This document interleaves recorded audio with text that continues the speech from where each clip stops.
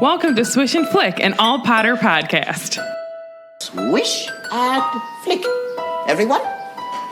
Swish and flick. Hello and welcome to episode 108 of Swish and Flick. I'm Tiffany. I'm Megan. I'm Katie. I'm Billy. Who's Billy? Billy Madison. Because I'm going back to school. Back to school. I love how we're all like that sound. Like, who's Billy? Okay, and this episode is sponsored by Jory Webb. Thank you so much, Jory. Thank you. Thank you. Today we will be discussing the first half of chapter 33 of Harry Potter and the Goblet of Fire, The Death Eaters. So make sure that you have read the chapter and you're ready to slither your way into the details. Ooh, That was a very good choice for You're episode. welcome. You're welcome. Before we begin, let's go to Megan for some really exciting weekly profit news. Hello, it's weekly profit time with Megan. Oh, gosh. Amateur hour is what I heard. That's the first time you were like, hey guys. I know, I tried to change it up. I tried to change it up. It's Megan calling. So we wanted to give you some details about our trip to Boston. You guys know that we are going to LeakyCon. And Are we? We're not going to LeakyCon. we are a part of LeakyCon. We are. So we have two panels that we're doing for LeakyCon, and they are both on Sunday because we're newbies. Do we have the It's times? good. Yes, we do. I pulled them up on my phone so I could tell everybody. So we are doing two panels. One of them is a collaboration panel with MuggleCast and Hogwarts Radio. So that is going to be called Credence, Human or Beast, and it will be at 12:45 on Sunday in the amphitheater. So that's Very cool. cool. And then we have another panel, which is just going to be the four of us, Swish and Flick Live, at the Seaport Ballroom, and that is at 2 p.m. So yeah, and for our live podcast, we're going to be talking about the language of J.K. Rowling. So it's going to be basically we're going to try and talk about like all the different words and things that she's had to come up with and how colors and numbers are involved in everything, and basically just, important things that she does throughout the book. And it will be a live pod. It will be a live podcast. So that's something that you will be getting. Yes. If you're a patron, correct? Or everyone? I don't know yet. Maybe we'll just go live on Facebook or something. We'll figure it out. Yeah. We'll keep everybody posted. So that's going to be on Sunday. However, we will also be in town on Saturday. You might spot us at LeakyCon walking around. So if you see us, make sure that you say hi, and maybe we'll have like buttons and stickers to pass out to people that come and say hi to us. Wink, wink. You will not be bothering us. We've had people be like, I didn't want to come talk to you because I Yeah. didn't want to No, you will not. We love it. We love sure. meeting new people. Just Yes. come up and say hi. Yes, please. And on Saturday morning, we are going to be doing a meetup in Boston for people who maybe can't come to LeakyCon or who are going to LeakyCon and just want to come and hang with Swish for a while, which would be awesome. We're going to be meeting at the Thinking Cup on Hanover Street at 11 a.m. on Saturday. So that is October 12th at 11 a.m., Thinking Cup on Hanover Street. Just saying that's like a day after my birthday. So. It is the day after Katie's birthday. So yeah, come and hang out with us and get some really good coffee. We read some really awesome reviews of this coffee shop. They supposedly have really great coffee. So Hope it doesn't taste like ketchup. it's gonna. because if Katie thinks that coffee tastes like ketchup, that means it's good. Yep. She's We'll very put weird. our thinking caps on at the thinking cup and Yeah. have chats with each other. Yeah, so come and What do hang out y'all with think about us. that? And sometimes you don't get all of Swish and Flick. Sometimes I stay back, but I'm going. Yeah. So you get all It's actually all four of us. So make sure that you come and hang. Mm-hmm.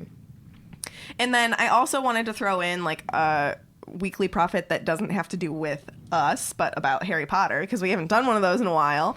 But Pottery Barn just released more merchandise, and not only did they add a Fantastic Beast line, they also added new stuff to their Potter line. I don't know if you guys saw that, but there was more. I'm diving into the. Mirror's beautiful. With the snakes. And dang. they added new pillows for the houses. I only saw the Fantastic Beasts stuff. I didn't see the new Potter stuff. Niffler pillow is hilarious. Look at these. It's a badger. I need that. I need it. It's in the do, second though. link, Tiff. So In the I'll post second these link? links. Okay. Holy shnikes. Yeah, Pottery Barn is super expensive, but if you can ever ask for a gift card for your birthday or Christmas or something, it's so. I will say the stuff is expensive, but it's super high quality. It's much- really Really nice. nice. How much is this pillow gonna cost me? Probably $50. Oh yeah. Oh For yeah. a pillow? And it's usually just the cover. Yep. You better not. But I'm just saying, the stuff is can't even really find beautiful. It's really, really beautiful. So cute. The Fantastic Beast line is really awesome because they have a lot of Nagini themed things. So they have a Nagini mirror and a Nagini earring holder. And then they also created a jewelry holder of the French Ministry of Magic elevator. And it's like a cage elevator and it's a jewelry holder. And then they have Niffler bookends that are really cute. They have What? these new lamps. One of them is a wand.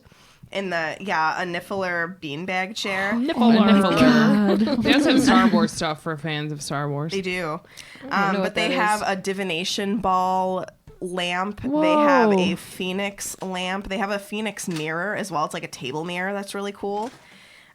So yeah, if you want to check it out, I'll post the link, but super cool stuff. Wow. And it's really expensive. Oh man. Those Hogwarts house pillows are $75. Is it? I bet you they come still. I wonder if it's a They look set. like they're stitched. Are they a set? They look they're stitched closed. You don't need to buy the inside pillow. Super nice. We're Oh my gosh, investigating. no, it's one of them. Are you kidding me? How much is Holy it? moly. $75 For a pillow? Yeah. It's Pottery Pillow? Barn. Why? Why? Because it's Pottery Barn. Yeah, but still. So a lot of the times, if you sign up for their email, they'll send out codes and stuff, so you can get 20-30% off sometimes, which still isn't Okay, a but lot, 20% off of a mean, ton you're of not- money is still a ton of money. Yeah, you're not wrong. I really like those jammies, but they're not the right color, so I Oh won't my buy gosh, them. they have Christmas. Oh no, they have Christmas dishware that's Harry Potter Oh themed. God. Sad tweet, y'all. We're poor. There was What was literally that? some- What was that once $8 where for a Pink mug. Geek used to have that we have stuff no and money then- for this. We don't need it anyways. Golden snitch string lights, floating candle, $200 for a floating. It candle? floats. It's a magnet. Oh my It gosh. Maggots Face is a magic. magnet. A Should we Marauders continue map on serving tray, with $130. this episode? Okay, see, I can think that paying $69 for this chenille Phoenix throw. Yeah. Okay. But 75 for a pillow. No. Right? That's more than the blanket. 130 for a serving tray. I'm just saying, but okay. I do want that floating candle though. $200. Yeah, that's a little excessive. Yeah. Jiminy. Okay. So Happy It's, Christmas. I could make that. it's Tiffany's turn to say what is next. I don't know what you're talking about. Well, You should. it's Katie's turn for the. Am I You gonna know, have to do it? That No, I was joking. blank, blank, blank, blank, blank cap. Blank, Blank cap. You may start the recap. Thank you. You're welcome. Guys, I don't know if you know this, but the Triwizard Cup, it was a port key. What? Yeah. Yep. And Harry and Cedric found themselves miles away from Hogwarts. Wormtail has a bundle of robes, and they're creepily approaching them. Wormtail kills Cedric. Not a spare, guys. Not a spare. And Harry's tied to the grave with the name Tom Riddle on it. Wormtail brews a potion in a large cauldron and puts that bundle in it. And it's something so hideous it makes Harry scream. And then out comes a tall, skeletal man. Lord Voldemort has risen again. You can tell she's never heard the song. Guess who's back? Back again. Baldy's back. Back. Tell a friend. Word. He's back. So Voldemort gets his wand out and he's like, yo, summons his little Death Eater friends. Where my dudes at? Where my broskies? Pop, pop, pop, pop. His friends are here. And he gives them a speech about his disappointment and such. And then he gives Wormtail a shiny new hand. Well, that was nice. Yeah, it was nice to give him a hand. Hope it doesn't come to bother him later. I hope I things love don't that. get out of hand. Oh, literally. When I was listening to 7, so I just listened to 7 2 times through, and now I'm listening to 5. But like literally, the first time I was listening to 7 in a couple years, I think, I feel kind of guilty about this, but I had a giant smile on my face when his uppins was come-uppins. Wormtail. Uh-huh. Yeah. And then after I was like, oh, what does that say about you, Tiffany? Tiffany. Blame Tiffany. Okay, so do we want to talk about that? What I said before? Yeah. I literally don't know what you're talking That's about. fine. So, Okay. Wait, was this a text message? Yes, it was. I didn't read it. That's why. Well. Y'all text me a lot, and if I'm at work, I can't text and work and text and That's work, fine. and it goes too fast. I'm not scrolling up to read it. So I'm sure in a few years I'll talk about this when we're reading the end of 7. So in the chapter of Deathly Hallows, King's Cross again, we see that filleted looking Voldemort that everybody compares to a drumstick of chicken. Yeah. You know what I'm saying? Yeah. Okay. So what I'm thinking is that was the part of Voldemort's soul in like that's what it looked like. That little fragment of soul in a human quote form was what Voldemort looked like as baby Voldy under, I think it was a bench at King's Cross quote. Right. Yeah. So I think that is the fragment of soul, the only one that Voldemort had still attached to him, and that's why he looked like the baby Voldy when he came back from being like the nothing that he was. So I think in human form that was him, and I also believe that this is a kind of limbo that he's in for eternity, and his own kind of quote unquote excuse me hell. Agreed. And that's what he has to live with, quote, in his afterlife. Yeah. It's his worst nightmare to be, not powerful and like in nothing, where Like literally dependent. In that form, he's dependent on Wormtail. So like that's his. And I feel like that was the absolute worst time in his life, and he like. I just feel like that's it. I don't know if I'm explaining it with words like correctly. Vinny, he doesn't get to board the train. He has to stay there. He can't become stuck. a ghost. He can't do any of that. He is, what is that called? I know it's part of my own faith. Purgatory? Purgatory. Yeah. It's kind of like his purgatory where you don't get to go to one or the other, and you just have to like, not saying purgatory is misery or whatever. This is my own For thing. him, though. Separate it from Catholicism completely. But like this is his, Like this like is a where he limbo. is. Think about like how this is just randomly because it made me think of it when he was in that form, because obviously he has like his whole knowledge capabilities even whilst he's like And he has whatever to be he was knowing. between Harry not being killed and then becoming the baby thingy whatever and a man. Yeah. Like think of how he had 13 years to sit there and stew in anger. So like I wonder because like when you see it, when people are like this in films and things like that manifest into turning you literally into like a physically ugly human or like ugly thing or person, like that probably also did something to the fact that he's like, half a dude, Yeah. Yeah. And You're when you're stewing. saying like he knows, like he has to stay in this eternity knowing these things about himself. Yeah. Especially after the conversation they have in 7 before the curse rebounds again. Yeah. I like it because it's like it's miserable. I'm not finding a word. It's hard to that's good describe. enough for it. Yeah. It's just It's like torture. misery for It's him. torture for Yeah. him. It's agony. Yes. Yeah. Yeah. And I think that this is like a really good starting conversation for this chapter, because I think that, like you said, like he stewed on this for 13 years. And Thank you. so like he was stuck in less than that for most of the 13 years. Honestly, he was just nothing. But he stewed on the fact that all of these people that are supposedly coming back to him right now in this chapter, like none of them looked for him.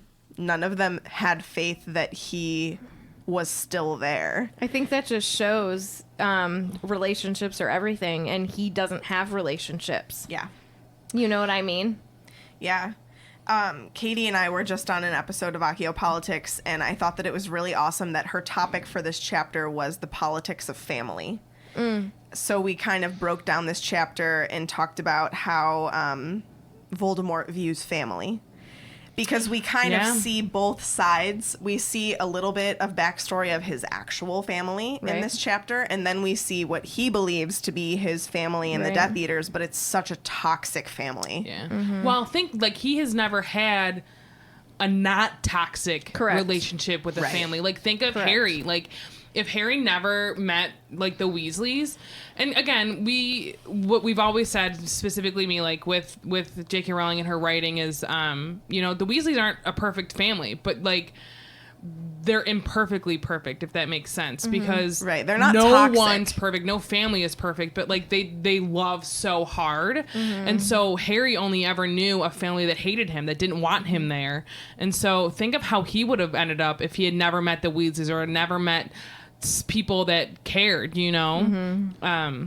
So it's interesting to think about how different people can be from how they're, you know what I mean, just from being raised by like it's even in real time life when you like, so obviously Tiffany's part of my family, but I'm so used to how my family's done things that where like it's hard to explain to like other people, because sometimes my family's not the nicest, but I mean I've been a part of it for 29 years, so I'm like used to it, and I you know what I mean, like it's hard to describe like how to, I don't know. It's what I get it. You know what I mean? It's what you know, and it's hard for someone who doesn't live that from the outside to come in and understand. And again, like everyone, and I say this all the time, they're a product of their environment. Voldemort is a product of his environment.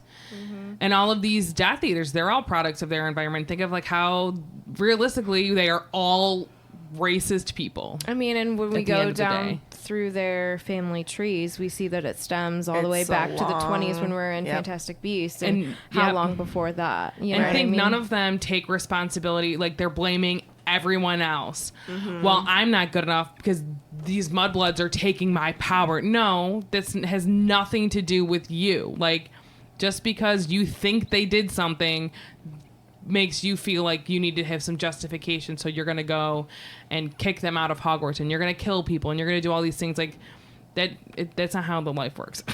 the life. But like, having said all that, like, what do you think about the baby Voldy being like the human manifestation of his piece of soul? Yeah, I mean, he's the only one who's ever cracked it down that far. Yeah. So I imagine that's probably what it would look like if you were that evil and you split it that many times. Yeah. You know? Like Especially that's having to literally be, like, all reborn. that's left of him. Yeah. That's all that's left of Yeah. his soul. Yeah. And I wonder if it being in the form of a child means, because Harry talks to him about having remorse and trying to turn at the end. Otherwise, he saw what he was going to become. So I wonder if the child form, and I just thought of this, has anything to do with that piece of innocence that's still lingering, that he had a chance to change and have remorse, the innocence of a child, you know what I mean? The pureness of children, to have that piece of remorse, and he chose not to. I like that a You know what lot. I'm Or maybe it saying? even Yeah. stems from the fact that a lot of what he does is because he came from a relationship of like his mom gave his dad a love potion, and you know he wants that mother's love that he never got. So like that could be another reason why he's stuck, like his soul is stuck in like a child's form, because he's like a child wanting a mother's love. Could be. Could be. So It all boils good. down to love, man. Also good. Just trying to get a little sweaty before we even start the chapter. Yeah. Whew, Now- I'm now feeling that- it. Now that we're all, ready to go, here we go. Voldemort's back. Oh, okay. And so he looks away from Harry and he begins to examine his own body, right? It's been a while. Well, Can I just say what I realized? sure. Or is it NSFW? I think it's kind of funny. I don't know what Well, that I means. not safe for work. NSFW. Oh. I just realized that, like, because he's robed, like, he comes out of the cauldron, he's naked. Yeah. Naked. His tush is out. All the way down to his shush. Harry sees it. The poor guy. I like how they portrayed It it in being the a shush. movie, though, how, like, as soon as he stood, like, the cauldron became a robe. But I know that that's not how it actually Yeah. happened in the book, but I liked that Like, think about, visualization. you you come can see, into like, this Voldemort world. crawling out. You come into this world. What if he's like Bambi, not in a cute little way, but like, But, like, how he hasn't can't walked. walk? Yeah, he can't. He hasn't walked in 13 years. And then He seems another funny thing, if you've ever seen Santa Claus That's Coming to Town when the Warlock was Wintered Warlock, it's Yes. like, I thought he couldn't walk. Me You either. Put two front, or you put one foot In front of the other. I was So it the makes same you way think. until you said that to me. Yeah, he can walk. He's just singing a song. But Are we ready? Mm-hmm. Okay. sorry, it made me think. I'm like, why have I never thought of that before? I don't know. Probably because you read it when you were younger. You just skip over stuff like that. You know, I don't read a lot of details. It's true. You read fast. So, quote, his hands were like large, pale spiders. His long white fingers caressed his own chest, his arms, his face. The red eyes, whose pupils were slits like a cat's, gleamed still more brightly through the darkness. How He dare held they compare Voldemort to a cat? That's what I was going they to say. is JK, so talk to Joe, fight me. her. He held up his hands and flexed the fingers. His expression wrapped in I can't Excellent. Exultant. say it. Exultant. So Basically, he's like, dude's he's in a like, good mood. It's I don't know. He's like realizing his body can do all these strong things like for the first time. So he's I don't know. He's like reveling in the fact that he did his waiting. 13 years of it. he's like there again, you know? With no body.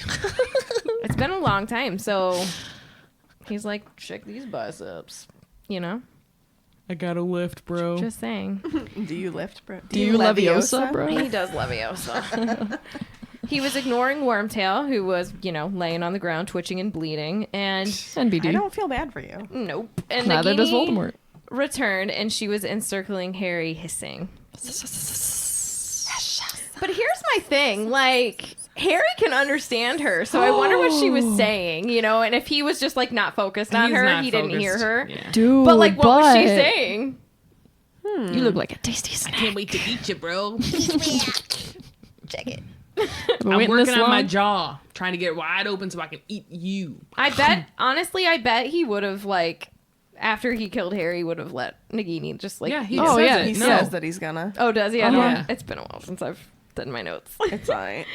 Anyways, Voldemort then takes out his wand and he caresses it gently. He raises it and points it to Wormtail, lifting him off the ground, and he threw him into the same headstone as Harry. And I said, nice payment for bringing someone back to life, huh? Oh, he's mad at him. Think of like, Always mad at him. but like, Right. he's the only one. First of all, he's the scapegoat right now because he's the only one that has come back so far. He's the besides, only one he can take the anger out on. correct, He's and he already doesn't really care for him because he's like, I know Correct. that you don't love me You're a fully, or you don't coward. trust me, or like, Oh, yeah. you're not fully on my side. Yeah, you're a coward. So also, you're the only one here that I can go whoosh, headstone. honestly, but like, I don't remember reading that.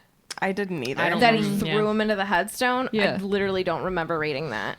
And then Voldemort even laughs at him because Wormtail is now laying like crumpled up at the bottom of the tombstone, and the stump of his arm is bleeding profusely, and he's like wrapping it up in his robes, and Wormtail chokes out, "My lord, my lord." Bro, I get that you're hurting, but I still don't like you. Voldemort then tells Wormtail to hold out his arm. So Wormtail's all like, yes, here we go. I'm going to get my new arm, right? He thinks it's going to be mended. So he holds out his, quote, his bleeding stump, and Voldemort laughs at him. And he's like, the other arm, Wormtail.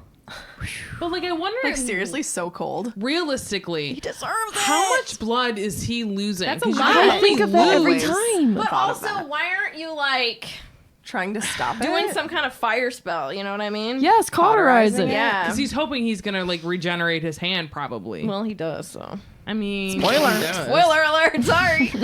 No. But there's a lot of blood to be losing. Like, I'm Yeah. surprised that he's like up and with it. Well, Same. magical people, I feel like, are different physically. Are you trying to Yeah. say that he's not bleeding? It's not coming out. I as wonder- It says profusely? that he's bleeding profusely. He is, but I don't think it's as much as just like a muggle would.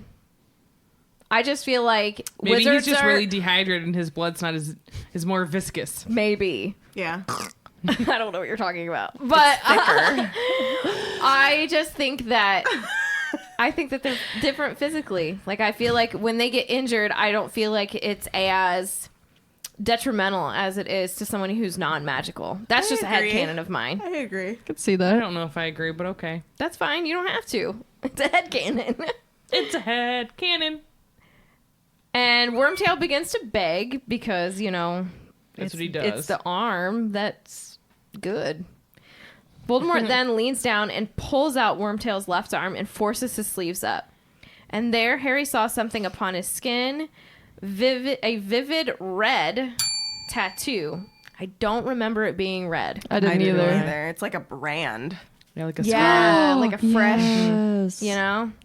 So it's a skull with a snake protruding from its mouth, the Dark Mark, and Harry remembered it from the Quidditch World Cup. Voldemort then talks to himself. It is back, he said softly. They will all have noticed it, and now we shall see. Now we shall know. So basically he's like, now we shall know who will remain loyal to him. He's returned, and he's now going to see what his inner circle looks like after all these years. So- But reading that chapter, sorry, No, I thought you were done. I'm it is sorry. not even just his inner circle. Like, reading it again, I didn't realize how many Death Eaters actually showed up. Because it's a lot more than what the movie shows. Yeah. And that was what was stuck in my head since it's been so long since I've read 4. So it's a lot more. Wasn't there like, it'll say somewhere in here, wasn't there like 50? Was it that many? It was a lot more than I thought. I agree. I don't remember the exact number. Okay. I feel like it's in there somewhere. But He it only addresses some. correct. Yeah. The inner circle is addressed. Right, but more people Right. come than that. Okay, Katie, what were you going to say? So does the Dark Mark go away if Voldemort's not there? I think it did. I think it either Because- goes away completely or it's I don't think faint. I think it's faint. I think you're right. it's I think faint. Because like as it's well. so this is gonna sound kind Because of mean. Cockroach and Snape talk about it. Yeah, because But it's getting here's darker. here's my Yeah. thing though with that. I think with them, like, because he wasn't completely wasn't completely gone. But I think that it was this starting time, to be red, maybe. I think that it was like I don't think it can ever go away, including when Voldemort's gone, because I think that that's something that they need to have, like say Draco for instance.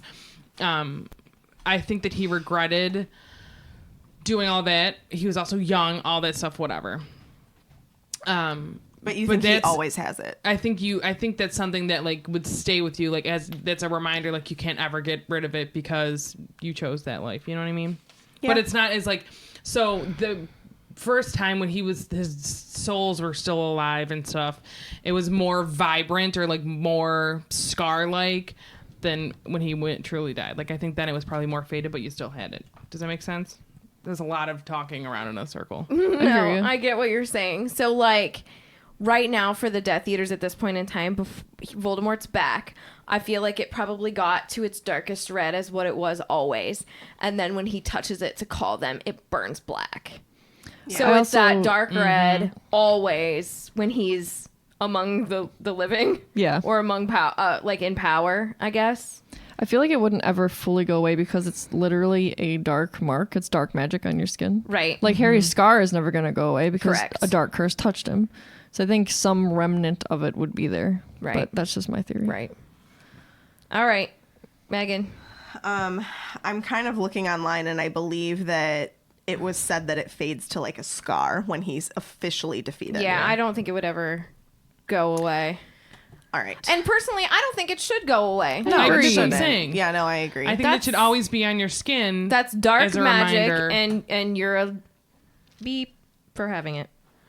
Just Well, it's saying. not. Here's my thing. Like, people can change. Yes. I truly believe that. like Malfoy. But you were a beep to get it. I don't. With him, I think this situation was different, but I don't know. But yes. Yes and no to him because he was a child. Yeah. He was influenced. I don't see an exact number about the people, but it was I just think like there it's were when people they were everywhere. It's when it's after everything. It's like when their wands are connected with Priori and Catatum. That's in the other chapter, Tiffany. Sorry, my bad. Okay, Meg, you may start. I'll allow it. So at that point, Voldemort presses his long white finger to Wormtail's brand, and Harry feels searing pain. And then he also notices that the tattoo turns vivid black. And then Voldemort says, how many will be brave enough to return when they feel it? And how many will be foolish enough to stay away? So, like, at this point, Voldemort's clearly mad at his followers, and I think that he is he's let that be known. He's angry that they didn't come for him. He's angry that they didn't seek him out. Most of them told the world they were under the Imperious Curse, or they just had no involvement and they got off scot-free. But then he begins to pace and address Harry. Did you have something to I say? found the number. It says that he's outnumbered at least 30-1. So it's not 50, but 30. That's a lot. lot. That is a lot. Yeah, 'Cause I it's feel not like what in you the think movie, it is, it's like right? 15. If that, you Yeah. know? Yeah. Yeah. Also, though, like there's people missing. Correct. Yeah. Okay. Sorry, Meg. I just wanted to get that before I forgot. No, it's okay.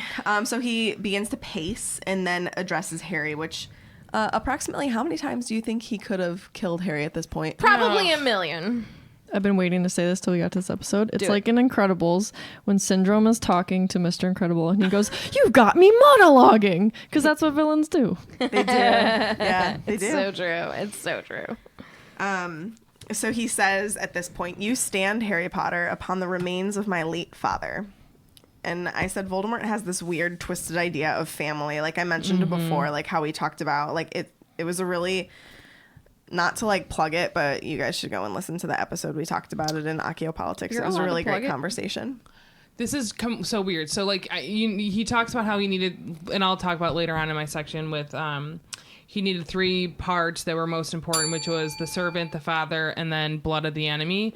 But I wonder, like, this is gonna sound so weird. Does it matter if it's like, because I bet you, like, in order to get his body back, he'd have to have something that he's related to, whether it's his father or what if he used his mother? Would he have turned into a girl? Like, you know what I mean? Oh, I wonder if that matters at all. Or if it's well, I don't know. And then I also think, like, because when he pulls it out, it's not really like bone, it's kind of dust, is what it said. Yeah. So if it had been like a full bone, do you think he would have had a nose? I can't stand you. He Or, did like, do you have. think he would have had a whole, like, a better body? Do you I don't think- know. And about the girl thing, I think I just it's- was curious. Just I don't something that know. came in my I feel head. like you are who you are within your soul. And so whatever piece of soul and whatever he identified with would have, I think it would have been just that. I can get on board with that. Yeah. Truthfully, though, Wormtail's hand that he cut off wasn't a full sacrifice because he was That's already missing a also- finger. Yeah. That's I why he also was doesn't thinking have about a nose. Yeah, that's why he doesn't have a nose. Headcanon. But truthfully, he didn't give up. He gave up an already broken part of himself, so it wasn't like a full I wonder sacrifice. if he did that because of the dark mark on the other arm, though. And think, though, like, with... but I think he slices it off, like, right here, so the dark It mark's says here. arm. That to me is wrist. This is your wrist. I know, but if it was just here, because What his if it was dark just, mark is like, here. here? So I assume it's this. Oh, I don't know. I I always always thought it was assumed his it was wrist. just his wrist, but maybe Yeah. that's just because what they do in the movie. Right. right. I mean, I guess it's just arm stump. So I guess like this would be your arm stump, you know. Arm stump. And I just was going to say something and I lost my train of thought. But just saying, that's I don't know. It's how you read it. Oh, well, if you think about when they cracked open, not the case, the casket or whatever, like the grave, and then they pulled out. So, like, realistically, you're also getting rubble from The ground. No, not the What? ground. What'd you say? From the grave. From the grave. Oh, Like the stone and stuff. So he's not a real person, is what you're saying. No, he's a horrible, gross thing. Is what it is. He is what he is what he is. So his monologue continues, and he says, "A muggle and a fool, very like your dear mother. But they both had their uses, did they not? Your mother died to defend you as a child, and I killed my father, and see how useful he has proved himself in death." First of all, Lily's not a muggle, so I don't know why they're comparing. He's comparing, but like his father was legitimately a muggle. But in his eye, even though he's even half blood, like she's useless because she's I guess a mudblood. So I said, do you think that he killed his father knowing full well he would need to use his bones someday potentially to come back? Like, was this another form of protection for himself against death, and that was why he did that? No, I think he killed his father because he wanted to kill his father. Yeah. But I feel like he's smarter than just like, I mean, I know he does senseless killing, but like when it comes to these types of people in his life, like there's always a reason for it. And I feel like, cause he said himself that the Horcruxes were not his only way that he protected himself. Yeah, he had a baby. Well, no, I know, He but had a baby. Eats a girl. This was even like before that. This was even before that. So I feel like this was potentially another form of protection for him, where he was like, I am creating this potion, and I know that if I were to need it, I would need bones of my father. What do you mean So creating I'm gonna this potion? You're saying Well, like, he created it a long time ago? Could he be. thought it up. Like this was one of his ways that he knew he could protect himself from death. Talk timelines to me. When did he make his first Horcrux? And when did he kill his on. dad? Was the could this ring- be- It's like in the 40s. Could The this ring be was his first pre-Horcrux's creation? Did he kill his dad before he made the first Horcrux? Is what I'm asking. No. No. Because his first kill was, what's her was- face? Myrtle? Technically, yeah. Technically. Was it Myrtle or was it the Gaunts? No, I think Myrtle died first. So Tom Riddle made his first Horcrux August. So he did. He killed the Riddles in 42 July. He roughly created the ring in August of that year of 42. So it's pre-Horcruxes. And then he killed.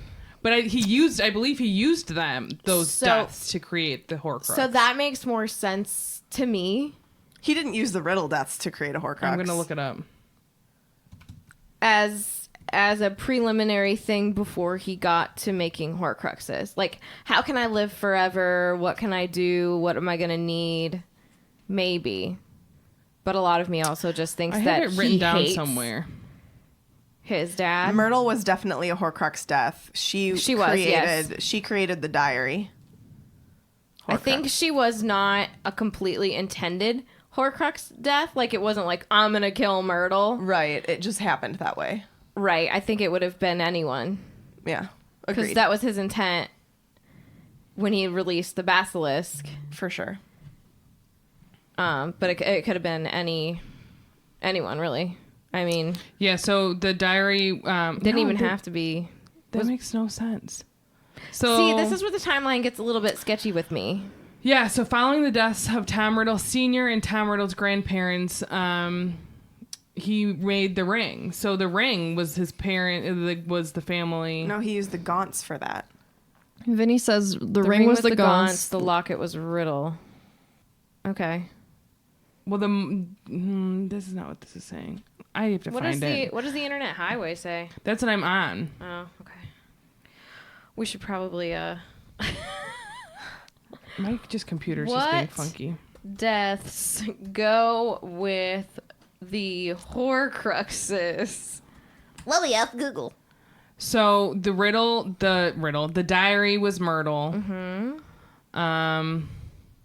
The Gaunt's ring. His father. Oh, there was a rando, was its murder though. victim, while his mother's side provided the curious heirloom. So this is from Pottermore. Gaunt's ring. This Horcrux was intrinsically tied to Voldemort's family. His father was its murder victim, while his mother's side provided the curious heirloom. Oh, okay. So yeah, so he. Oh wait, the Gaunts were already dead, weren't they? He just went into their home to find the ring. Or no, it was his uncle was still Diary, there. Myrtle, the cup, Hepzibah What's his Smith. The his locket uncle's was a name? muggle tramp. Remember, there was a random. It says he traveled. Yeah, He traveled to his mother's former home and met his uncle Morphin Gaunt, who was That's wearing right. the family ring. The ring had already had a remarkable history. Didn't he put like a memory charm on him or Well, it something? contained the resurrection stone. Yada da. We know Harry Potter. On learning his father's location, Voldemort murdered Tom Riddle Sr. as well as his own grandparents for good measure. Morphin was left with a false memory that caused him to confess to the murders he didn't commit and a stint in Azkaban for his troubles.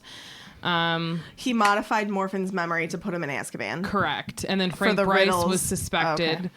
Okay. That's right. Yeah. Okay. So and then the it's- cup was... Let's see. Who did he kill Hepzibah for Smith. that? Hepzibah Smith. Yep. So I like this. This is from theleakycauldron.org by a writer called Wagga Wagga Werewolf.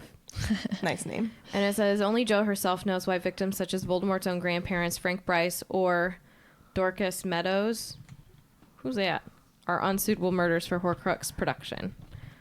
It says, well, probably because 7 was the magical number he was trying to get at, and then he created one on accident. The locket Horcrux was made by a homeless muggle. Yes. Vinny asked who was the locket. That was the random. It says, I think he refers to it as a Muggle tramp. Yes. Which is that just like the home? Is that what you mean, like A by homeless homeless? muggle, yeah. Okay.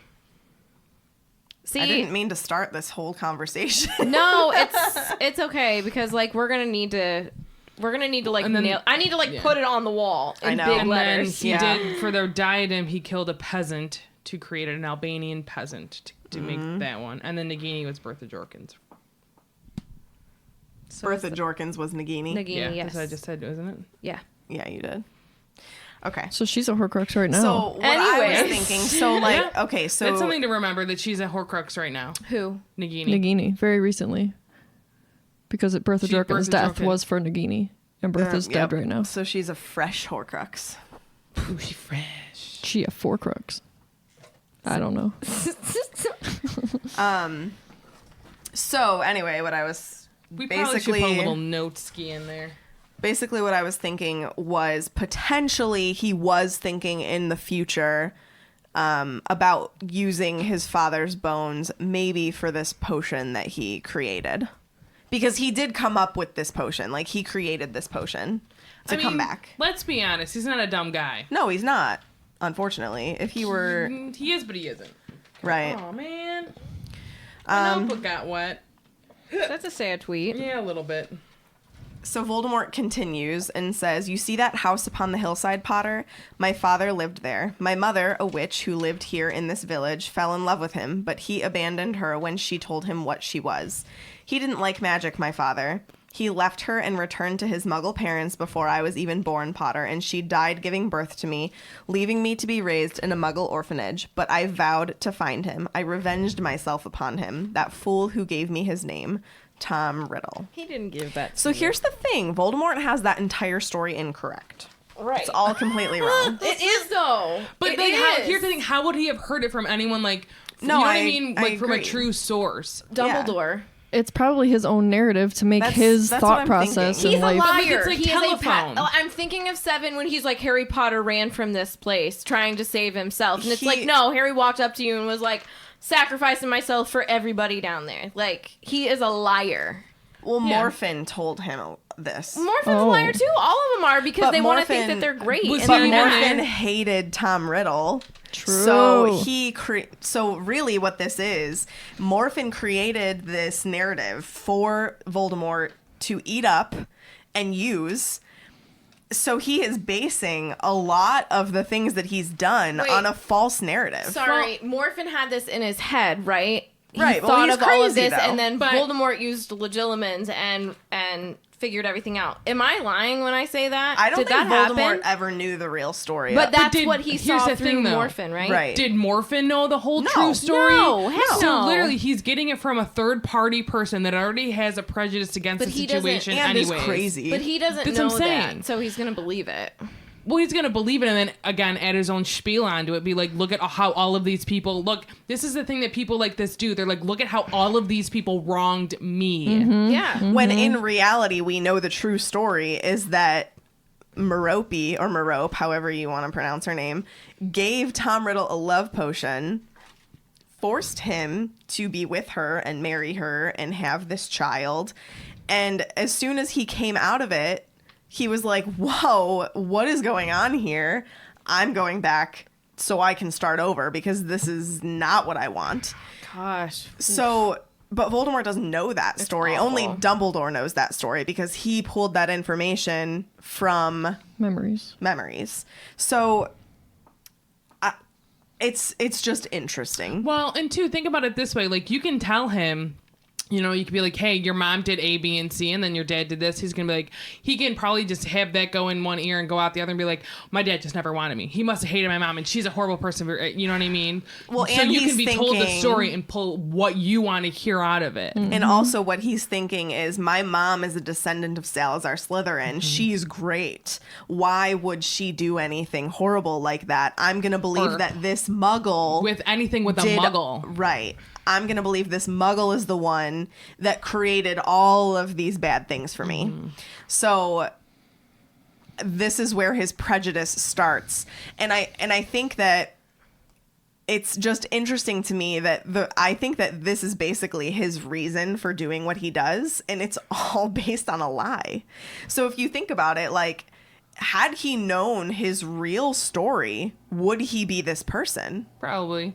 You think? Well, he was born from a love potion. I feel like But I that don't think had it has anything to do with the love potion. I think it that does. it Didn't has... she say something like that? Yeah, but I kind of have issues with that. Okay, well, it's not. It doesn't mean anything. But it just... Oh, no. If J.K. Rowling said it's canon, it's canon. End of discussion. I hate to be that person, but I feel like But here's the thing. not, But- not everybody's made out of love, though. Exactly. So you mean to tell me that... Warning, trigger warning, people who are born of rape no.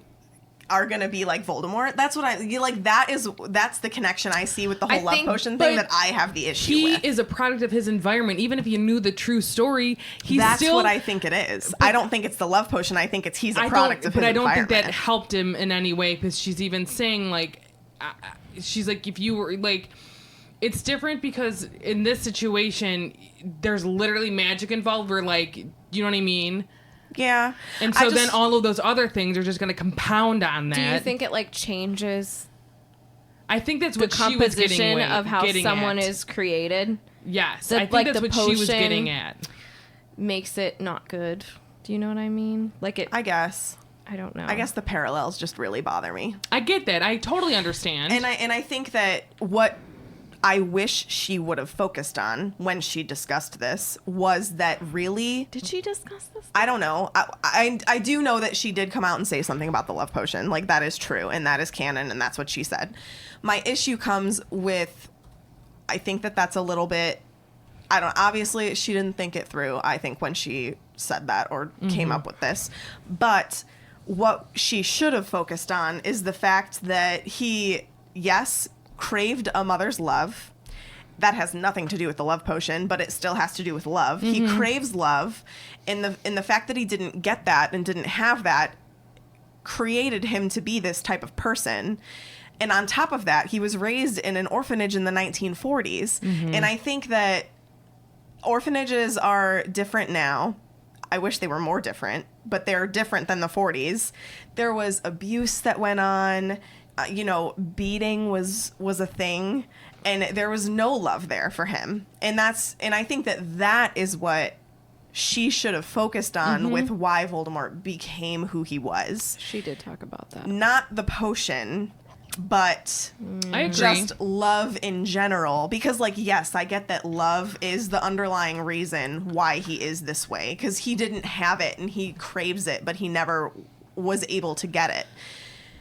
And I just wish that would have been what she focused on. There's even studies done with like babies that were never held, Yeah. or not as much. Like so, It's a nature versus nurture thing. like they literally have like issues when they grow up. Yeah. Touch is really important. This is Yeah, breaking my sure. heart. And like that's one thing like people Yeah. talk about now. They're like hugs I are can't. good for you. Like they release They endorphins and all are. these things. So when Like, people do you think he was like you're ever holding your hugged? baby too No. much? Like don't do whatever you Right. want.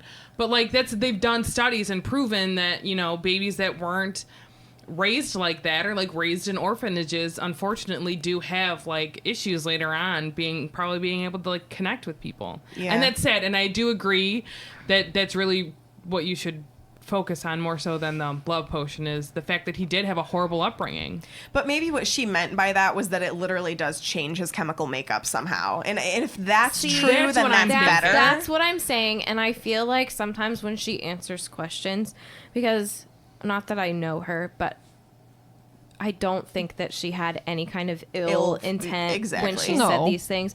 I just think that not explaining yourselves, especially now when everybody is very conscious of language and what is said. Yeah. Like, I don't think she thought that And people were going to be dissecting everything. So you just say the general thing without telling the detail that you meant behind it. Does And that make I don't sense? know how long ago she answered that question. It could have been a long time ago. It And probably was. the climate of the world could have been very different. But I think that it's just a dangerous topic to say the love potion made him went that way. Only people made of love are good people. You know what I mean? No, I would never say and that. I'm sure that that's not what she meant, but it's just a discussion point, you know? Yeah. Well, and the one thing I like to point out, because someone in the chat says, like, at the end of the day that you are responsible for who you are. I completely agree. Like, he's choosing to do all of these things, and he's the type of person who's choosing to blame every other person for his problems. Correct. You know, it's Harry's problem that he did this to me. He was my downfall. And this happened, and because my mom married a muggle, this happened, and she was weak because she died, and all of these things. Like, not once is he taking responsibility for himself. People do that all the time. Yeah. And I think that again it's a product of how he was raised, because he didn't have anybody that he could look up to or go and ask questions, just like as a child should, you know? Yeah. So yes, you are responsible for who you are, but are you really going to tell that to a 5-year-old? Like, you need an upbringing. So in a way, like, yes, it's his fault, but it's also not, unfortunately, because now it is. Now that you're a grown man, for sure. Because now there's people it is, that have gone through but, like, horrendous things and they've come out on the other as end. good people, Correct. like Harry. Correct. Okay. Or even real, like, Remus. people And that Remus, well, he had his parents loved him. Yeah. He just had a bad thing happen to him. But like, even people that are like, you know, well, all of these extenuating circumstances have happened to me. Well, you can also like try to rise above it and do your best. And at the end of the day, as long as you're a good person, like, it shouldn't matter. I think it's harder it's harder for some people because there are good people and bad people in the world. And I think that he just didn't have the mental capacity to move beyond it.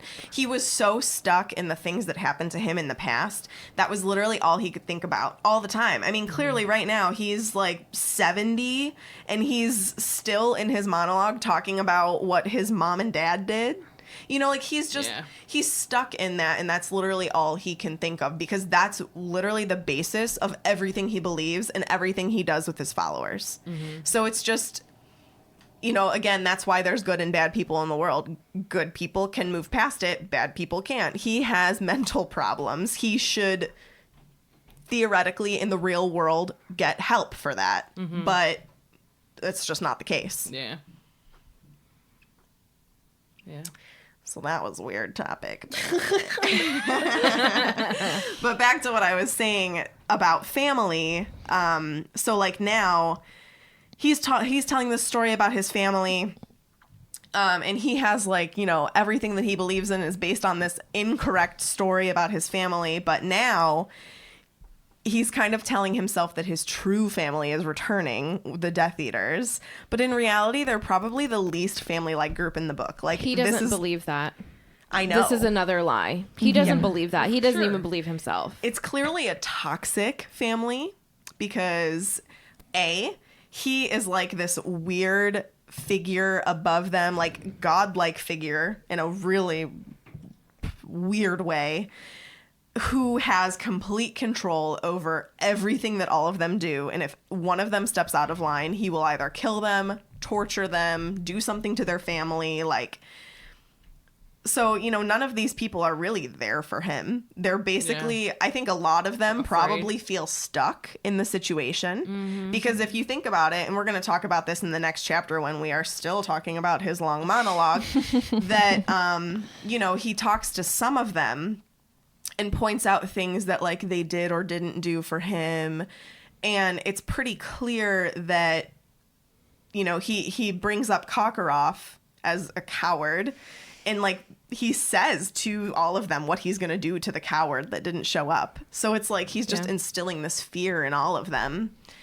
But yeah, it's toxic. But I just think it's important to point out that, she's touching on the idea and theme of family a lot here. But in reality, we're seeing an incredibly toxic situation. For sure. Guys, how am I supposed to follow up on that? How? The yellow cannot stand to the green right now. Seriously, like, I feel shaky because I just had this long conversation. That's not funny. I'm sorry. It's a really crappy topic to talk about. It's an ugly topic, and it's just, I don't know. Nobody wants to talk about that. Legitimately, kind of I'm stuff. clammy. Drink some water. It got a little sweaty there for a second, and not in a fun way, I guess. But these are things that I guess we have to discuss. It's the themes of the book. Mm-hmm. It is. Oh, and Voldemort. let's remember that, too. Like, the themes of the book. Yeah. It's okay. All you need is love. It's okay. Everything turns out good. Vinny, thank Not you for Remus that. and his wife. He says, no self-respecting Slytherin would do something like that, by the way. Truth. Would do what? What Voldemort does. I agree. I think no nice person would do that. Truth. Except now I'm going to make y'all call me Lord Sarah. Oh my god. No, you have to mix up your name and come up with a new name. Yeah, right. Sarah Ann O'Malley, and then just scramble it. Yellow mohair as nah. No, it would be Yellow Nah Jerez. I know. I forgot the nah till after, so I had to add it. Nah.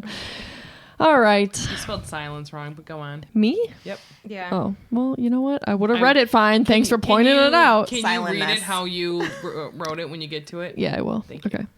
So, Voldemort's talking about how his true family is about to come because he just called all his little death buddies. I'm sorry. It's okay.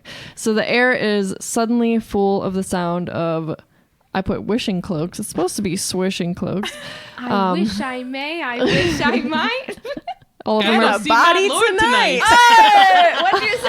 I said, get a body tonight. Oh, and she said, go see my lord tonight. That's hilarious. Oh, God. So wizards are apparating there. They're all hooded and masked, just like at the World Cup. And they're all moving pretty cautiously. Like, they can't really believe their eyes because they all probably thought they didn't have to deal with this anymore. So, yes. How many of them are, so terrified right now? All of them. That's It's fear tactics that brings them back. It's not loyalty. Oh, Right. yeah.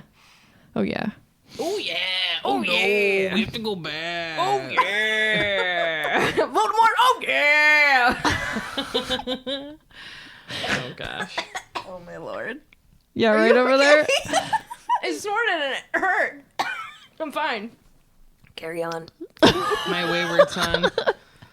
That's it. That's what Merope's singing. Episode title. So Voldemort stood there in silence.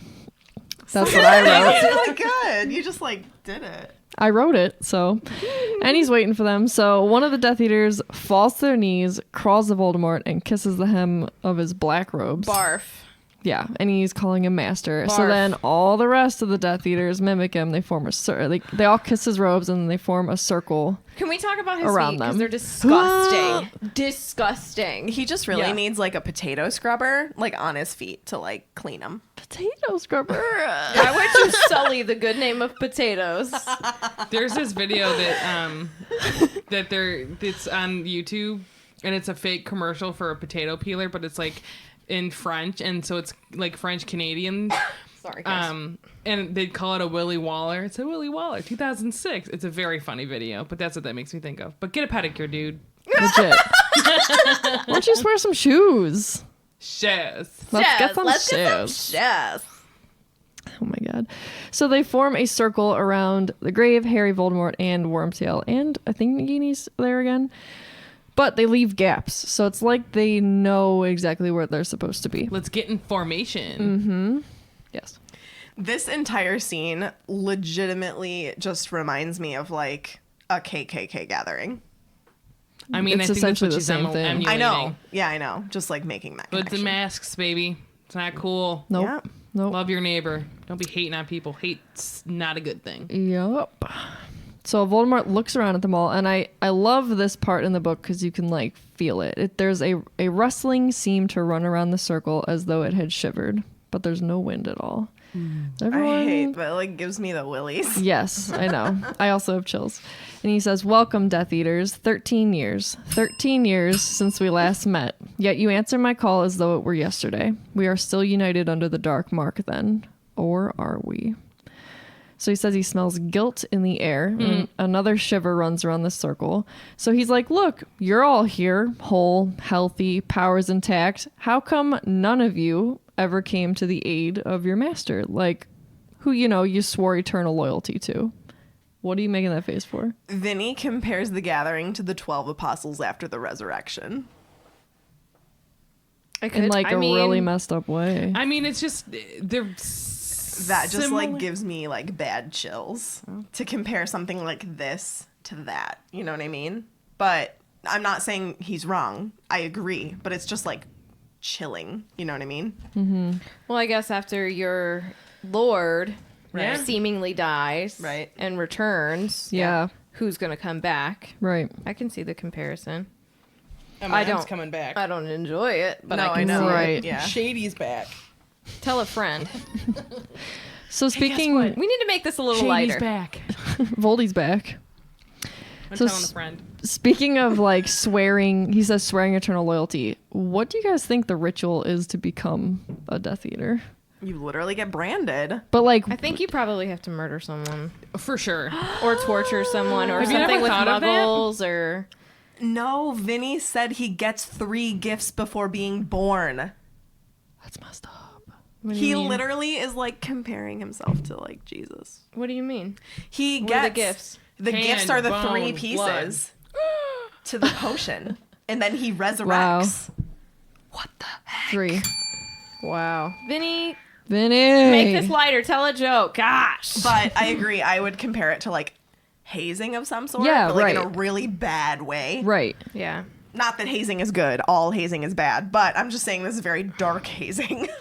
Yeah. I wonder if they have to drink his blood. Like who knows? I mean, like in real history, when you think about like real cults that have existed, they've done some really messed up stuff because you're just brainwashed. So like becoming a Death Eater. I don't know, man. Antichrist is what Vinny said. All right, Vinny, you're done. Now you have to tell a joke.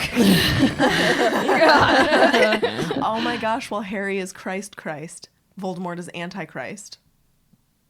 What 3 gifts did he get? Now, Harry, Ron, and himself. I mean, Ron. well, He gets himself twice. well, he is the master of death. Oh, he does. The Deathly Hallows. Oh, that's Oh. when he comes back. Oh my god! Do you think Harry Potter's real religious. Is this accident or is she intending this? I bet it's intended. I have chills. I knew we I always might knew be that. crying. Okay, but Guys, here's the maybe thing. this is why Catholic schools ban this stuff. But it's a No, healthy they- conversation. Yes. There's No, nothing no, wrong I with it. agree. I'm just. It was Oh. Can I just say I Whoa. was never in trouble for reading Harry Potter at No, my me Catholic either. schools. Katie's got Actual goosebumps. chills. You guys. Wow. Dude. Whoa. I can't Because believe I always never... knew there were like pulls to like Christianity Yes. and comparison and Yeah. stuff like that, but now it's like solidified. Harry also has the Holy Ghost inside him. Yeah. Gosh. Silence. I also went to a private Christian school, and Harry Potter was in the library. Brie, just saying. I taught at a Catholic school. It was in the library, but since I had kids that weren't really of like mostly like reading age, it wasn't on their level. I wasn't allowed to read it to them because it wasn't their choice. Like I just love how there's like multiple parallels here. Mm-hmm. Like she clearly parallels the KKK, Hitler, like racism. All of that is like super prominent throughout the books. Like we know that. But I don't know why I never paralleled. I didn't parallel that at all. Yeah. We always talk about the trio, but we never focused on the Book of Revelation. Right. Rather. Yeah. That's pretty cool. I just had a lot of revelations. So, hey. So here's Voldemort berating his Death Eaters, and no one speaks, no one moves. Pretty much everyone's like, "Oh, cool! Like, is he gonna go on a killing spree? Is he just gonna monologue? I don't know. Who knows?" I'm just thinking like his speech, like, and Tiffany will probably does this. So like, have you ever been in class and your teacher's so annoyed with how you guys are acting or so mad that like, or even your parents, and they're so mad at you, they're beyond like yelling, so they're calmly talking to you and how they're just like, it's so much worse. That's how I feel like this conversation is going. I've done that. Vinny, stop. Oh my God. He just said if the Death Eaters are apostles, then Snape is Judas. He ain't wrong. Does he? Oh, does How he- many times does he betray him? How many times? Wait. How many times does Lucius deny that he's a Death Eater? No, wait. Who's doubting Thomas? Somebody's got to be Thomas in there. Is it Wormtail? Oh, maybe. So Voldemort says, well, they must have just believed him broken and gone. They slipped back among his enemies, pretending to be innocent, ignorant, and bewitched, which is absolutely true, because anyone who was caught was like, oh no, I was under the Imperius curse. Oh, no, not me. I would never do that. Yeah. And Tiff, this is for you because me and you had a moment, and I know you wanted to discuss this as well. Okay. So Voldemort says, and then I asked myself, but how could they have believed I would not rise again? They who knew the steps I took long ago to guard myself against mortal death. They who had seen proof of the immensity of my power, the times when I was mightier than any wizard living. Give it to me, Katie. You give it to me. Horcruxes were not to be known by anyone. That's why I think he did more than the Horcruxes. I mean, I think we know Tom that. Riddle. So he had what more. do these Death Eaters know of? I don't think they know of the Horcruxes. So what else did he do? Because he clearly dies after the last Horcrux is destroyed. Was this the only thing? Kid. But that didn't come till later. Correct. True. So maybe he's like, I have a way. I don't know. Maybe he was vague about having a Horcrux. So he couldn't be talking about what's her face? What's her name? Bellatrix? No. Delphi? Delphi. Right now. No, because Correct. that's not even a thought in his mind. Because he had to have her. Well, he didn't have her because men don't carry children. Really? So when Bellatrix gets out of prison, so it was before 7 that he had her. She had her. I would You know guess what I mean? maybe the whole, like, his father, like this potion, maybe. Do we think...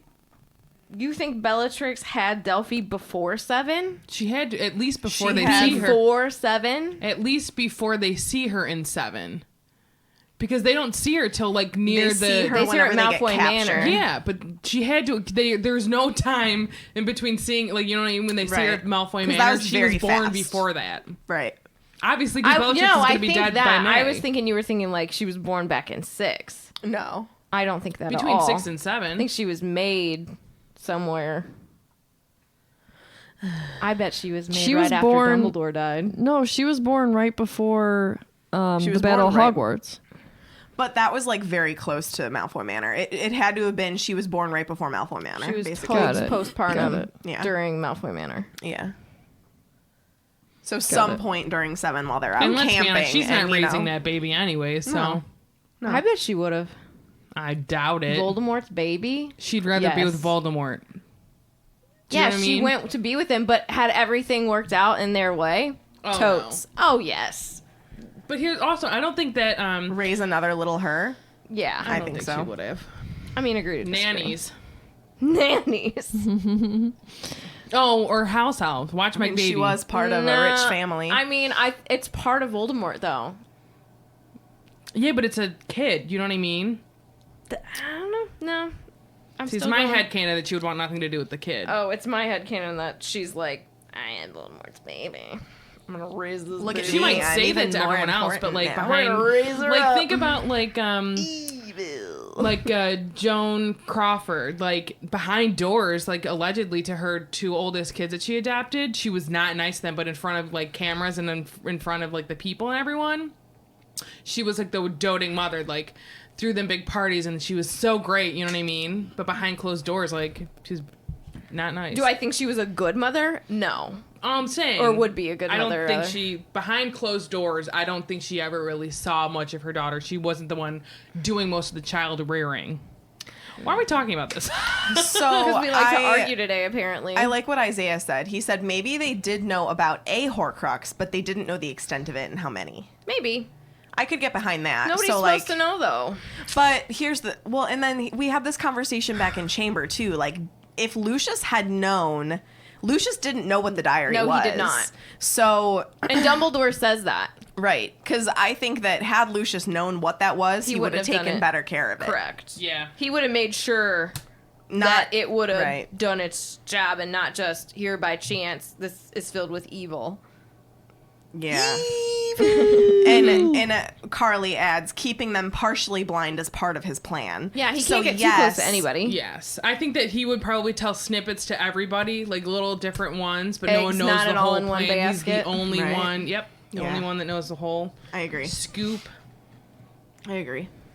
Okay. All right. So he continues on to say, Why are we like this today? we're We need in, to man. like chill out. You need to calm down. You need to just stop. Like, can you just not? And I'm like, it's 7 a.m. It's not. It's It's not. 4:03. Yeah.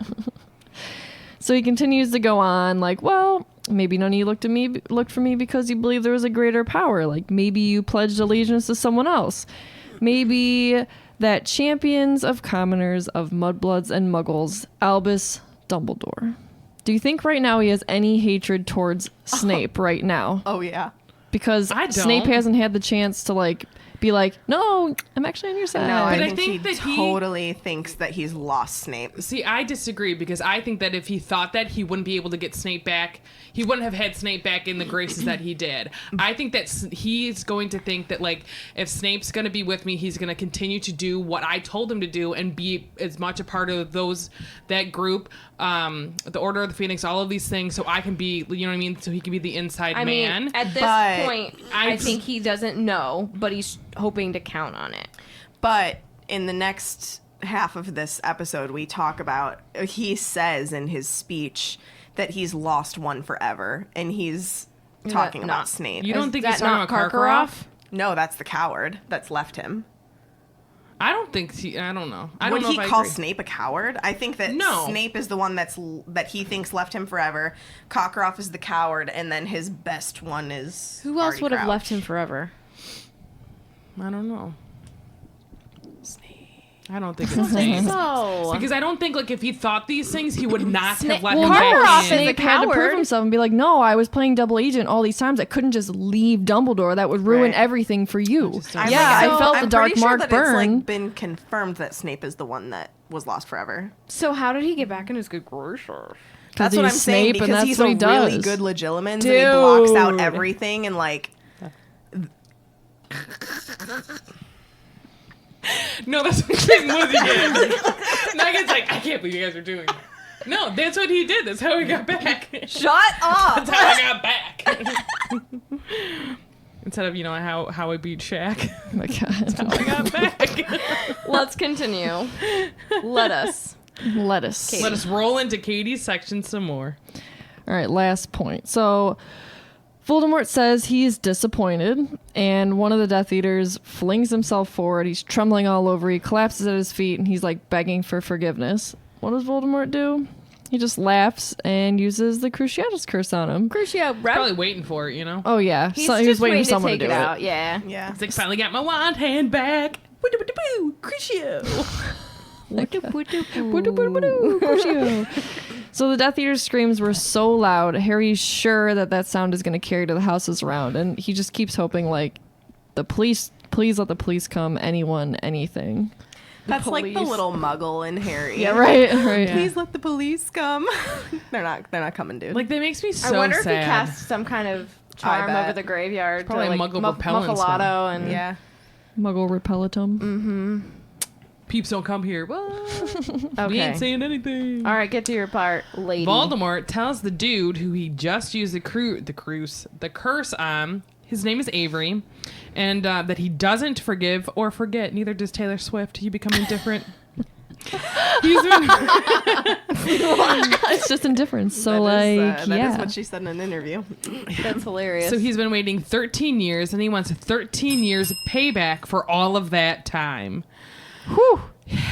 That's a lot of payback. That's a lot of you need to get over yourself. He can't, Sarah. He can't. Yeah, well, I don't care. Cool. Let's So continue. Wormtail has been working on his debt. As he's like, well, Wormtail's here. He's been working on his debt, and then he turns to Wormtail to address him directly. But before we get to that, I actually wanted to like Google Avery to see if it would tell me anything on the internet about like who they are. And then there's a article on Pottermore. I'm not going to go on the whole thing because it has a bunch of Death Eaters. But we know that he is a pureblood. I don't even know if this thing's going to load for me. Okay, it did. So it's a guide to Lord Voldemort's Death Eaters. And then there's Avery 1, and that's a member of Tom Riddle's infamous gang at Hogwarts. Avery and 1. a favorite of Professor Horace Slughorn. And then there's Avery 2. This particular Avery escaped Azkaban by claiming he had been acting under the influence of the Imperius Curse.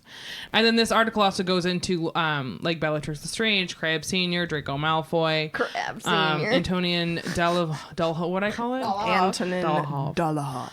All And I then can think of is like Junior, Igor, Goyle Sr., Yaxley, this not loading for Judson, me either. Lagrange, that's not a word. I mean, it is. Lestrange Sr., then McNair, and then there's a couple other people. So if you want to look at it, there's just like little snippets of other Death Eaters that he, his death buddies. I just thought it was interesting because I was like, I wonder if there's any information. There's really not a ton. So he's what up, Wormtail? And he's like, so yeah, he did come back to me, but not out of loyalty, but out of fear because he's a coward and he was running from his old friends. And then he says to him that he deserves the pain that he's in, which is kind of woof, Yeah. That is not nice. Yeah. And Not so, nice. obviously Wormtail's like crying, he's lost an arm, blah. He should be dead at this point. He should. I would think, I feel like this has been like 80 years that he's been bleeding out of his arm. I agree. We've also been arguing a lot, so it probably didn't happen as long as what we've been doing today. I mean, but he talks a whole lot. So do we. Like Voldemort, I swear, has been talking for 3,000 hours. We're not even halfway down. Like, Harry's probably 18 now, the length that Voldemort's talking. Let's just be honest. He's grown. We get it. You want a monologue. You want to talk about yourself. Harry's already married with kids now. He's growing a beard over there. Elvis, let's roll. So Wormtail's crying. He agrees with Voldemort about deserving the pain. But even though Wormtail is worthless and traitorous, those are Voldemort's words, but I also agree, he rewards his helpers. And this always makes me think of Puffs when he's like kissing his one guy in the show. So from the book, it says Voldemort raised his wand again and whirled it through the air. A streak that looked like molten silver hung Thanks, man. shining in the wand's wake. Momentarily shapeless, it withered and then formed itself into a gleaming replica of a human hand, bright as moonlight, which soared downward and fixed itself upon Wormtail's bleeding wrist. Reminds me of Star Wars. it reminds me of the Pokemon Ditto. Yes. Yeah. And then I said, and I mentioned this Sarah's in the like, I last don't know episode. what that means. Pokemon. Charizard. I'll just name random ones. I mean, aka 5 of them that I know. Squirtle. How Voldemort tells Pikachu. Wormtail many of his followers would give their right hand to do a task for him. And I said, wee little wormy does in fact, give him his right hand, which I mentioned in last episode. The Wormtail is surprised and in awe of his new shiny hand. It basically looks like he's wearing a silver glove. So shiny.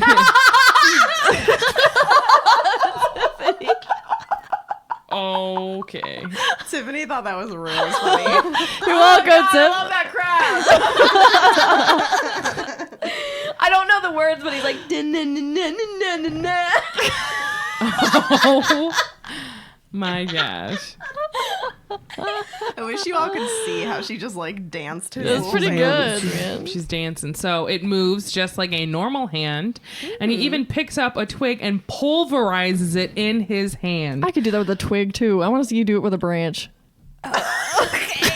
I'm over here being awed by this silver hand. You can smash it. To smithereens. Oh. Hulk smash. Okay.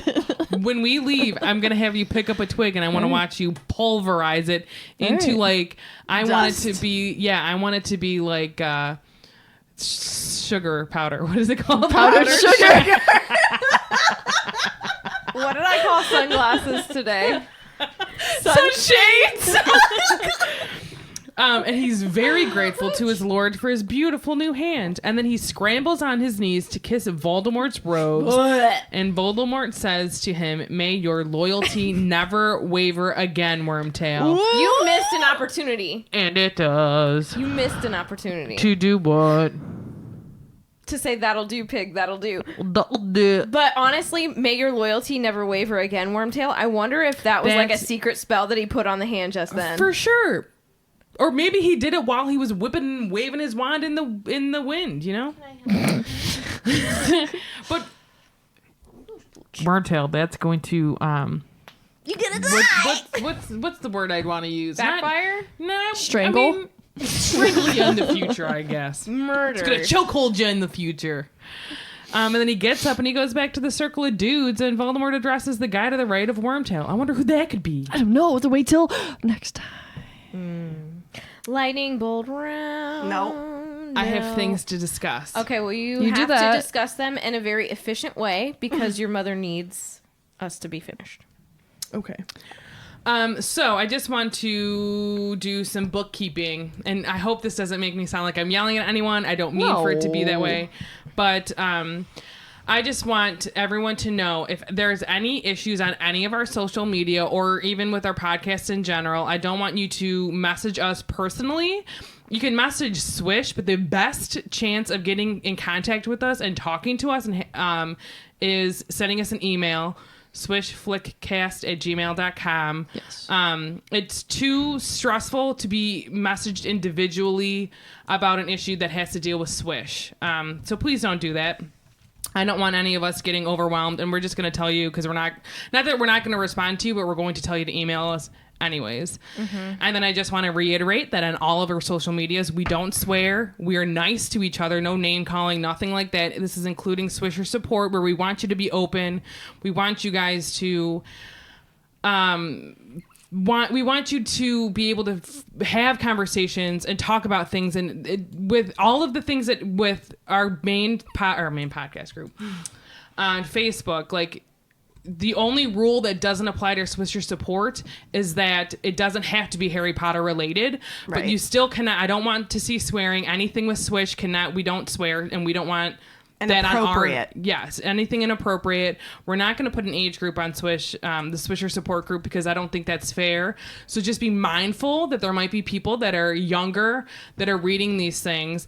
Also, if you have like an issue with like work or someone specific, like outside of life, that you just want advice or encouragement, or just to vent, I would say don't use real names. And also don't try. I don't know. I just don't like people name calling each other. Correct. So even if you're mad at someone and doing all of these things, just be mindful of the words that we all use, because we aren't afraid to kick you out. In general, here- like and we here's just don't the want thing. even in. Well, go on. And here's the thing, in our regular group, it's much larger than Swisher support, so everybody gets 3 strikes in the Swish and Flick podcast group. You will get a warning. You will know that you have a strike against you. It's documented. You have 3 tries. Okay? We forgive you 3 times. 2 times actually, because the 3rd time you're done. 3rd time and you are removed from the group. And we're sorry, but that is just the rules. In Swisher support, It's too delicate. It's too delicate of a place for us to allow people to get upset at other people. And if you cause some sort of issue, you're done. It's once. Just know going into that group that it's a safe space. We want it to continue to be a safe space. But I also want it to be the type of place where just be mindful of how you say things to people. Yes. And you know, all of the rules, and this is for not even just Swisher support, any group that has to do with us, you can't swear. We don't want you to be calling people names because that's not appropriate in any situation. Correct. You know, and just be mindful and be respectful of everyone else. Be respectful of us. And if you see a comment or you see something, report it. We can't, the 4 of us, even if we had moderators in every single country that helped us in a bunch of different time zones, there's only so much we can do because we're human to catch things. So report it. Email us. Please don't message us individually. You can message Swish. You can, send a DM to Swish. If you have issues, we would prefer if you email us, but at least with Swish and messages and all of those things, it's all 4 of us. It's harder on all of us if you message us individually about an issue you have. And there's nothing we can do if you don't say anything to us. Correct. And if people, if you don't know how to report a message, you don't know how to report a message within the groups, there's like 3 little dots. You can click it and you can say report to admins or something like that, or just report comment. You can do that, or screenshot it and email it. If you don't know how to report it, screenshot it on your phone, put it in an email to Swish Flickcast, and we will take care of it. Swisher support is also for uplifting things. You're not going to always go in there and see a bunch of messages about people who need help with negative things. You're also going to see positive things. We celebrate joy in there as well. If something gets to you, you can hide it and you can scroll on. And you can silence the group. You have to, as an individual, know when you can or can't handle things. And we don't have control over that. We cannot control that for every single person. Yes. That is not possible. So if there is something that is being talked about in Swisher support that you don't want to see, maybe temporarily leave the group. Maybe temporarily hide the group or turn off notifications, something. But we cannot control that. And we won't control. I mean, we just can't. So you have to have some responsibility as an individual to know your limits and know what you can and cannot handle. And we need to work on uplifting people in our world. Yes. So we're going to keep that like that. It's going to be an uplifting place as well. Yeah. Also, let me point out a couple of things about me personally. I'm not friending people on Facebook. It's not you. It's just I'm keeping it private, just as I keep my Instagram private. My Twitter is open. It's tiffswish_flick. Please do not send messages. I will not read them because they get filtered out. So I didn't even know. And I clicked in and I had a lot of messages from people who I'm not friends with on Facebook. Mm-hmm. I also had some messages that weren't very kind. So please make sure that, I didn't tell you guys this, but make sure that when you message us, we're humans, like Sarah said, and we're not going to catch everything. And I'm not going to lie, Swishers, and I wasn't going to say anything, but y'all got me down. And it's not all of you. And I had to leave Swisher support for a little bit, and I'm still not in it, but I need that space to be what it is intended for. And if you're getting the girl down who says, don't let the muggles get you down, then it's getting pretty serious. So just hear everything that Sarah said and that Megan said, and just make sure that you are being as kind as you can be. And honestly, if you can't say anything nice, then don't say anything at all. And if you feel like you have to say something, then I advise you to just, if you have to say something that you feel is not very nice, leave the group. Don't make me delete you. Just leave yourself, please. Just in general, I want everyone to remember that at the end of the day, a lot of bad stuff is happening in the world and happens every day in our own lives, and we want all of our groups to be an escape from that. And so we don't want specifically like our big group to have anything negative, like no fighting, no name calling, no nothing. And we're really great about doing that. And I want to continue that. So just remember to be mindful and like just be nice to each other. Like no one needs to be a Richard in any of our groups, you know? We're not here for it. Nope. And this is something that's supposed to be fun for us. This podcast is supposed to be great, and it's not going to be anything less. I won't let it be. Yeah. So just remember to be kind and rewind. And we like to be active and we like to be involved, and it made us sad that we had kind of all four of us honestly had to take a little step back this past like week, 2 weeks or so. It wasn't a good week. So just please just be kind. Yeah. We love you all. Yep. Yeah. Let's get on to lightning bolt questions. Let's Are there make any? this a little fun. There This is gonna be like a are. Debbie Saved of an all of them episode. for us so that it's easy to find them. Yes. Okay. From Vinny, if Voldy wasn't evil, do you think he would make a great actor? He definitely has the showmanship. If Voldy, oh wait, I copied it twice. He definitely has the showmanship. Yeah. Yeah. Heck Definitely. yes. Heck yes. Yeah, I think so. He's got the monologues down. He's got the drama. Yeah, I think so. Oh yeah, he could do it. Voldy as a theater kid. Oh my gosh. Well, I guess it would be Tom Riddle as a theater kid. Yeah. I could see it. Yeah. From Khaleesi Of Hyrule. of Hyrule. Love it. Why didn't fake Moody make the port key only one way? That way Harry couldn't escape from the graveyard. Excellent question. Yeah. Can you do that? Can you make a one-way port key? I don't know. I thought you could because I just feel like sometimes, like when they're throwing them out at the World Cup, you know, Yeah. they got them in a pile. I don't know. Someone I still am iffy about the whole port key thing and how it takes them back. Well, someone pointed out, they're like, I wonder if because the way when his parents come out of the wand, Yeah. his dad's like, go now. Like, I wonder if they they made did it it. that. that's what someone was like, oh, I wonder if they made it so like the port key can go back somehow. You know what I mean? I mean, it is magic. Yeah. I agree. That's a good cover And up sorry for that I forgot who potential said loophole. that. Yeah. I should have written it down, but I'm not great with that.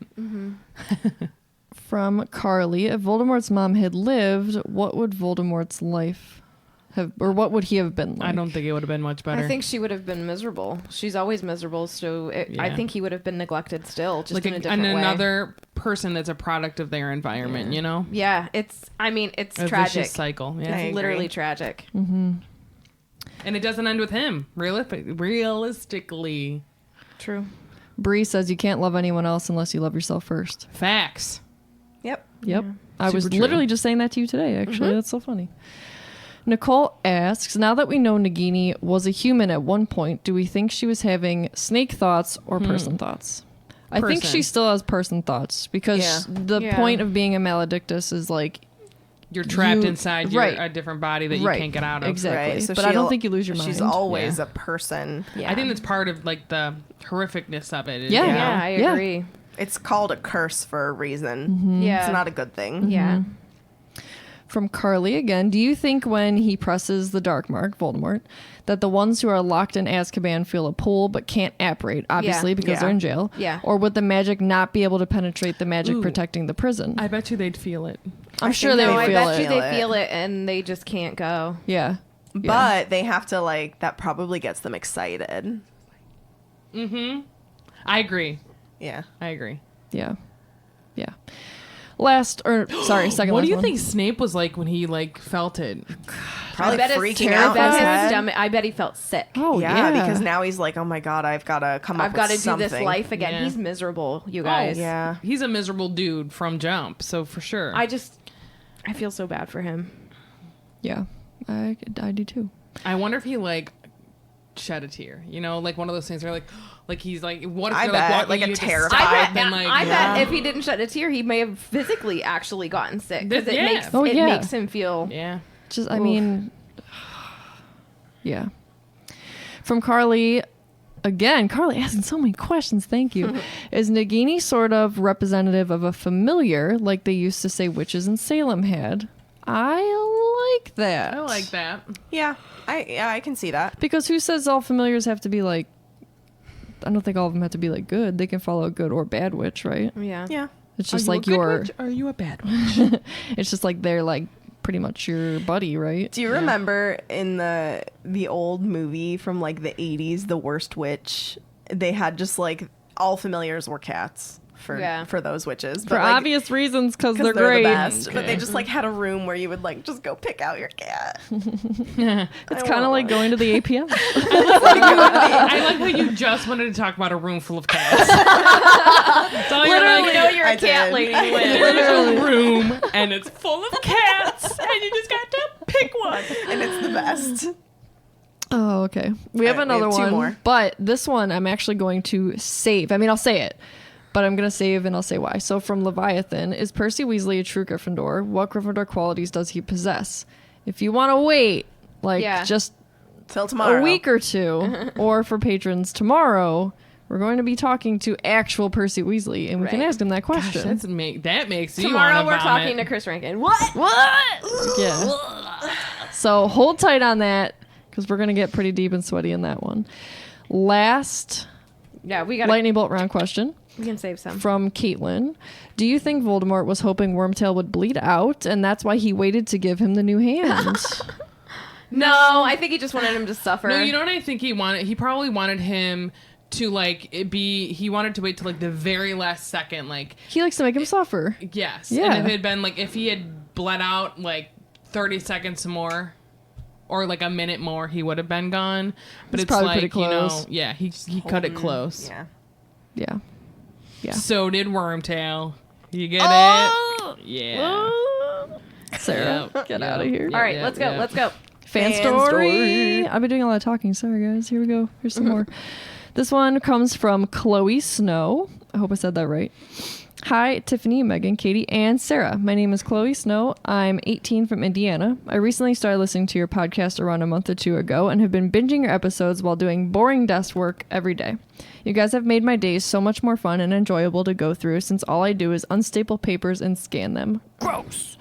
I definitely have laughed out loud so many times while listening and have had to explain myself multiple times and given you guys many shout outs. Thanks. I just want to say thank you for all the laughs and excitement you bring to my Harry Potter experience these last couple months I've been listening. You guys really mean a lot to me and have opened a whole new world to me of getting the details on the world of Harry Potter. Well, thank you. That's awesome. I was 10 or 11 when my mom and older brother brought up Harry Potter to me, and since I loved books and movies, they thought this series was perfect for me. We watched the first movie as a family and actually stopped it right after we found it was Quirrell who wanted the stone, and then we went to bed. What? I was so upset we didn't finish it, so I secretly snuck down and finished the end my by God. myself because I was so mesmerized by it. That's like such a bad spot to stop at. Like, just finish. You're almost done. There was like 10 minutes left, and I had to know the ending. We finished it the next day and then continued to watch the movies when we had the time. After the first movie, my mom gave me the first 4 books that she had owned and passed them down to me, which I devoured and read instantly. She bought me the last 3 after I finished those, and we shared them as she had never read fully. She had never read further than Goblet when she had read them years ago. I was the biggest Potterhead I knew. I started pages on Facebook and Instagram. I wrote fan fiction and did everything I could to be close to the fandom. I was obsessed.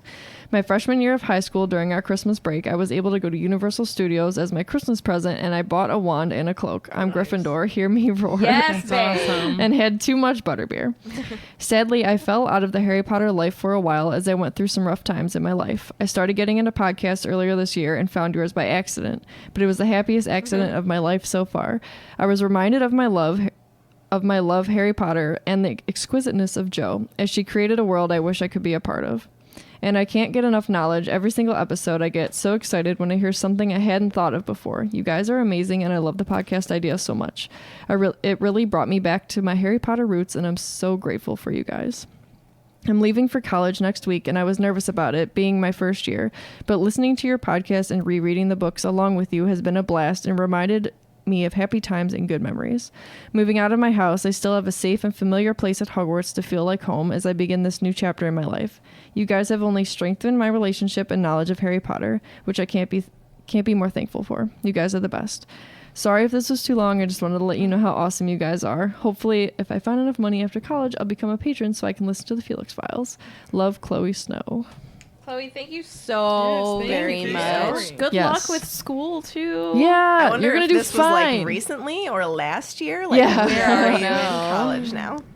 Yeah, give us an update. Shoot us another email. Tell us. And yeah, Potter stories are never too long. Just send them. Just send them however you want them to be sent. You can't shorten your own story. You know? Thank you for writing into us, though. And, like, thank you for all the amazing compliments. Yes. Yeah, thank And for you. being a part of our community. So make sure that you follow us on all the different social media channels. We are on Facebook at Swish and Flick Podcast. We're on Twitter and Instagram at Swish Flickcast.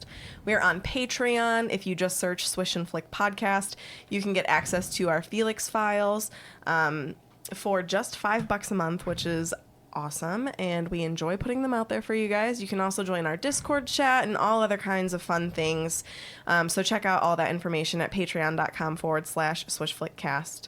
You can also subscribe to us on YouTube and go to our website, swishflickcast.com, which has all of this info in one spot and all of our merchandise. Yeah. Also, shout out to all of our Phoenix Plus patrons who just got their boxes, and they've been posting pictures of it, and it's awesome. And we're so happy that you guys like all of the merch. If you guys want to see what all the Phoenix Plus patrons got with their very first box, just go onto our social media and you can see it. And you have until November 1st to join as a Phoenix Plus patron in order to get our next box, which will ship in January. Also, want to shout out to my sister who doesn't listen to the podcast, but she made the little koozies that are in there. They were Super cute. beautiful. They were all personalized. handmade with love. I'm loving every stitch. That's right. Okay, so you can find me on the internet highway at tiffswish_flick, and that is on the Twitter. And today I wanted to shout out someone. I was listening to our buddy Ezra over on Hyperspace Hangout, which is our family pod, one of our family pods.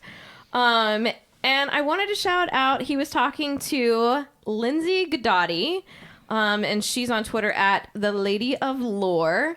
And she is a co-host on the Clashing Sabers podcast, which is all about Star Wars. And so they were talking about the new Star Wars teaser trailer that came out, which they're not even calling it a trailer yet, which is bananas to me. But You're talking about the one with all the clips? yeah, it's the new It's one. not a trailer. I know. I'm just saying. It's not even a trailer, but people like it's teaser Yeah. trailer-ish. So, spoiler alert, if you don't want to hear anything about the upcoming Star Wars, maybe you can turn this off or fast forward.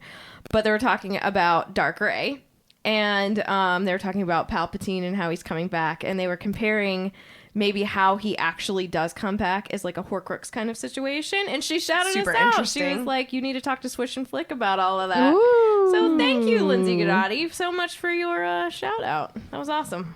Yeah. Pretty cool. That's all I have for today. So you can find Katie and I on Instagram and Twitter at the Petrus Family, and you also can check out our YouTube channel, the Petrus Family. We haven't posted there in a while because we've been insane with moving, but there will be vlogs to come. And do you want to plug Accio Politics?